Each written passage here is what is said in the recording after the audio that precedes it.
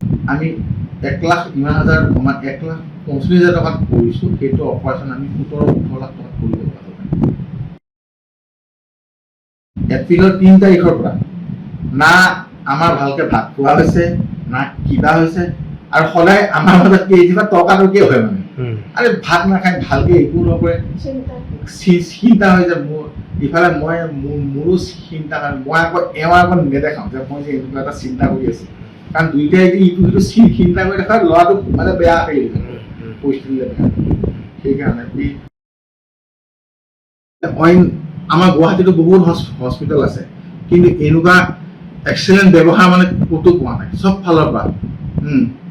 মানে নাৰ্ছৰ পৰা একদম চিকিউৰিটিৰ পৰা, ডক্টৰৰ পৰা, প্লাছ আপোনাৰ মানে যোনখিনি বিজনেছৰ মানুহ তেওঁলোকো, যোনখিনি আপোনাৰ ইঞ্চুৰেঞ্চৰ মানুহ, বিলিঙৰ মানুহ, তেওঁলোকেও যথেষ্টখিনি হেল্প কৰিছে, যথেষ্টখিনি ভাল ৰেছপন্স, ফুল ৰেছপন্স আছে এখন হস্পিটেলত।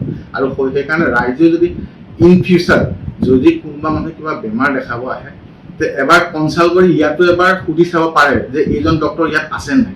যদি এনেকুৱা এজন ডক্টৰ আছে, আৰু মই মানে ছাজেষ্ট কৰোঁ যে এনেকুৱা ইয়ালৈ এবাৰ আহি পেলাই চাবচোন, আপোনালোকৰ কিজানি সেইটো বেমাৰ, যোনটো বেমাৰ আজি বাৰু মোৰ ল'ৰাটোৰ বেমাৰটো বেলেগ, কিন্তু বেলেগত যদি এনেকুৱা কাৰোবাৰ কিবা প্ৰব্লেম আহে, তেতিয়া এবাৰ চাব, তেনে ভালো হ'ব, ভাল হ'বই নিশ্চয়, 100% মই মানে আশা কৰোঁ। আৰু লেট কৰিব নালাগে, আৰু মানে ট্ৰিটমেণ্ট ষ্টাৰ্ট কৰি লগে লগে মানে যদি পাৰে কাৰোবাৰ কনচাল্ট লৈ পেলাই ইয়াত আহি এবাৰ দেখুৱাটো ভাল মোৰ হিচাপত। মোৰ ক'বলগীয়া এইখিনি আৰু। যদি আৰু মোৰ নাম নিতুমণি হাজৰিকা, মোৰ পেচেণ্টৰ নাম হৈছে বিৰাট হাজৰিকা। মোৰ ল'ৰাটোৰ কাৰণে হিয়াৰিং লছৰ প্ৰব্লেম আছিল। প্ৰব্লেম থকাৰ কাৰণে প্ৰথমতে আমি গম পাইছিলোঁ, একচুৱেলি আমি গম পাইছিলোঁ আপোনাৰ যোৱা এপ্ৰিল মাহৰ 3 তাৰিখে। 3 তাৰিখে মানে মোক মিছেছে ক'লে এনেকৈ লৈ যাওঁ। মই তাৰপিছত আমাৰ যোনজন মানে ইয়াৰ পেডিয়াট্ৰিক ডক্টৰ আছিলে এগৰাকী, ৰেখা বৰকটকী বুলি কয়, তেখেতৰ ওচৰত লৈ গ'ল। তেখেতে এটা টেষ্ট কৰিব লাগিব, বেয়া টেষ্ট এটা কৰিছিলে। বেয়া টেষ্টটো CNMR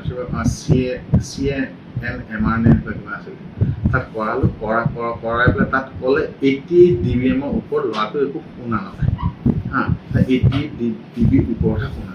তেতিয়া আমাৰ মানে কথাটো গম পালোঁ, আমাৰ মানে অকণমান চিন্তা হৈ গ'ল। তাৰপিছত সেইদিনাখন আহিলোঁ, আহি পেলাই আকৌ পিছদিনাখন আমি আকৌ আন এটা মানে আপোনাৰ অডিঅ'লজিষ্টৰ ওচৰত গ'লোঁ। সেইখন অডিঅ'লজিষ্ট আছিল, নাম আছিলে প্ৰতিদিন গ'লোঁ। তাত প্ৰজ্ঞা ভৰদ্বাজ বুলি কয় ডক্টৰ এগৰাকীয়ে কৰা হ'লে তাতো ছেইম আহিলে, গোটেইখিনি টেষ্ট কৰালে ছেইম আহিলে। অহাৰ পিছত তেতিয়া ক'লে যে আপোনালোকে এতিয়া প্ৰথমতে মেচিন লগাব লাগিব। তাৰপিছত যদি হিয়াৰিং এইটত ইছ্যুটো চল্ভ হৈ যায়, যদি শুনা পায়, তেতিয়াহ'লে একো কৰিব নালাগে। আৰু যদি শুনা নাপায়, তেতিয়া আপোনালোকে হেৰি লগাব লাগে, এইটো ককলিয়াৰ ইমপ্লাণ্ট বুলি কয়, ইমপ্লাণ্ট কৰিব লাগিব। এনেকৈ তেতিয়া সেই ইমপ্লাণ্টৰ বিষয়ে আমি সুধিলোঁ কিমান ক'ত খৰচ। তেতিয়া তেওঁলোকে ক'লে এনেইতো আজিকালি এইবিলাক মানে গভৰ্ণমেণ্টৰ কিবা কিছুমান হেৰি আছে, ফাণ্ড আছে, ফাণ্ডিং কৰে আপোনাৰ কিছুমান এনেকুৱা NGO কৰে। তেতিয়া ক'লে আমাক হেল্প কৰিব, পইচা চাই লওঁ প্ৰথমতে আপোনালোকে এইটো ভৰাই লওঁ। তাৰপিছত এনেকৈ যাওঁতে আৰু এজন ডক্টৰৰ ওচৰত, তেখেতে প্ৰজ্ঞা ভৰত আছে, MRI আৰু CT স্কেন কৰিব আছে। সেই MRI CT স্কেন কৰিব ডক্টৰজনৰ ৰেফাৰ কৰালে এজন বিশ্বজিৎ গগৈ বুলি কয় ডক্টৰ। বিশ্বজিৎ গগৈ তেখেত পঢ়ে আপোনাৰ প্ৰতীক্ষা হস্পিটেল। তেখেতৰ ওচৰলৈ গ'লোঁ, MRI কৰিলোঁ। MRIটো কৰিব দিলে আপোনাৰ প্ৰাইমাছত কৰাটো গোটেইখিনি কৰাই মেলি আনিলোঁ। তাতো আপোনাৰ অ'কে ওলাইছে। তাৰপিছত মোৰ যোনজন বাচ্ছা মানে 1 মাহৰ পৰা চাইছিলে, পেডিয়াট্ৰিক ডক্টৰ ৰেখা বাইদেউ, তেখেতে মই ফোন গ'ল যে ল'ৰাটো এনেকুৱা কৈছে, আপুনি মোক কিয় কোৱা নাই। তেতিয়া মোক ক'লে আপুনি এটা কাম কৰক, ডাইৰেক্ট মোৰ তেখেতৰ ব্ৰাদাৰ গৌতম খন বুলি কয়, গৌতমখন ENT স্পেচিয়েলিষ্ট হয়, ME। তেখেতক কথা পতাইছিলে, কৈছে তেখেতৰ ওচৰত যাব। তেখেত বহে নাইটিংগেল হস্পিটেল পঢ়ে। তাত গ'লোঁ, তাত গৈ পেলাই তেখেতে চাই পেলাই তেখেতে আন এজন ডক্টৰ অশোক কুমাৰ বিশ্বাস, তেখেতৰ লগত কনচাল্ট কৰাইছিলে যে এইটো চাই দিয়া। চোৱাৰ পিছত কৈছে ঠিক আছে ল'ৰাটো কাইলৈ লৈ আহিব। তাৰপিছত মই ল'ৰা লৈ গৈ পেলাই তেতিয়া তেখেতে ক'লে সেই গৌতম ছাৰৰ লগত পিছদিনাখন কনচাল্ট কৰিবলৈ ক'লে হয় এটা কাম কৰিম। তেতিয়া তেওঁলোকে ক'লে যদি হেয়াৰিং ইটত হেৰি নহয় তেতিয়াহ'লে আমি ইমপ্লাণ্ট কৰাই দিম এনেকৈ। তেতিয়া ইমপ্লাণ্টৰ বিষয়ে মই এতিয়া সুধিলোঁ ছাৰ ইমানখিনি খৰচ বুলি ক'লে ঠিক আছে তোমালোকক মই একদম কমত কৰাই দিম। তেওঁলোকে চিন্তা মোৰ চিনাকি ডক্টৰ আছে নাপালোঁ। তেতিয়া ক'লে চুকাফা হস্পিটেলত কৰাই দিম। তেতিয়া তোমালোকক লগা হ'লে মোক গোটেইখিনি ফ্ৰীতে কৰাই দিম এনেকৈ ক'লে ছাৰ। সেইটো আপোনাৰ ক'লে অশোক কুমাৰ বিশ্বাস। একচুৱেলি তেখেতৰ কাৰণে আজি মই এইখন হস্পিটেল দেখা পাইছোঁ। এইখন হস্পিটেলৰ বিষয়ে নামো শুনা আছিলোঁ ক'ব গ'লে। তেখেতে যোনদিনাখন ক'লে চুকাফা হস্পিটেল বুলি সেইদিনাখনে মই গুগলত চাৰ্চ কৰি চাইছোঁ যে চুকাফা হস্পিটেলটো ক'ত আছে। তেখেতৰ কাৰণে মই আজি এইখন হস্পিটেল দেখা হ'ল আৰু তেখেতৰ কাৰণে আজি মোৰ ল'ৰাটোৰ ককলিয়াৰ ইমপ্লাণ্ট যোনটো এটা ইমান ডাঙৰ এটা চাৰ্জাৰী মানে সুস্থ ৰূপে হৈছে সুকলমে হৈছে আৰু ল'ৰাটো আজি শুনা পোৱা বুলি কাৰণে বিয়াত মনটোও ভাল লাগিছে সেইটো কথা। তাকে এতিয়া মেইন কথা চাৰ্জাৰীটোত আহি আমি যেতিয়া ইয়াত আহিলোঁ মানে চবৰে ছিকিউৰিটিৰ পৰা নাৰ্ছৰ পৰা হস্পিটেলৰ হেৰি ইমানেই ভাল ইমানে মানে চব ফালৰ পৰা ভাল আৰু খৰচ পাতি যিমানখিনি সেইখিনিও মানে ইমান হাই ফাই নহয় মানে হাই ফাই মানে কি অতি বেছি নহয় মানে যিমানখিনি এজন মৃত্যুবয়ী মানুহে মিডল ক্লাছ মানুহ এইখিনি পইচা মানে ব্যয় কৰিব পাৰে নোৱাৰে বুলি নহয়। তাৰপিছত আমাৰ ল'ৰাটোৰ যোনটো মানে ককলিয়াৰ ইমপ্লাণ্ট সেইটোতো মানে টোটেল আপোনাৰ ইমপ্লাণ্টটোতো আমাৰ মানে এইটো ফ্ৰী আহিছে স্কিমত এটা আহিছে সেইটো 6,90,000 টকা ইনকাম আপোনাৰ ফ্ৰী আহিছে।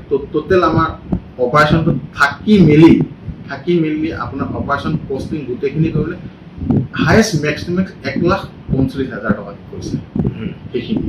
তাৰপিছত আৰু মেডিচিন চব ইনক্লুড মেডিচিন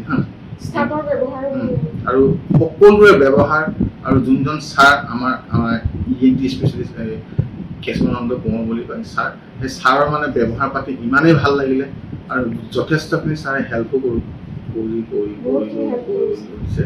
অহাৰ পাছৰ পৰাও মানে সকলোৱে মানে ভালে ব্যৱহাৰ কৰিছে সেইটোৱে ভাল লাগিছে মানে। আৰু হস্পিটেলৰ ফালৰ পৰা মই একদম মানে এক্সেলেণ্ট মানে অইন আমাৰ গুৱাহাটীতো বহুত হস্পিটেল আছে কিন্তু এনেকুৱা এক্সেলেণ্ট ব্যৱহাৰ মানে ক'তো পোৱা নাই চব ফালৰ পৰা।